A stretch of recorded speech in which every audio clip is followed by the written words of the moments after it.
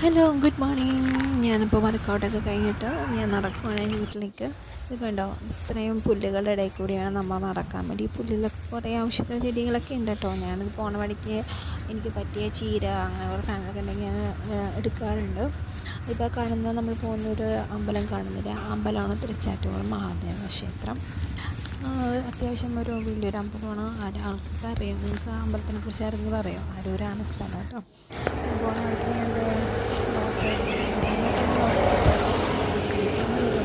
ഞാൻ കാണാറുണ്ട്. എനിക്ക് മനസ്സിലുണ്ടാകും എടുത്ത് പഠിക്കുമെന്ന് ഉറപ്പൊന്നുമില്ല കേട്ടോ. അപ്പോൾ ഓൾമോസ്റ്റ് നടന്ന് വീടെത്താറായിട്ടുണ്ട്.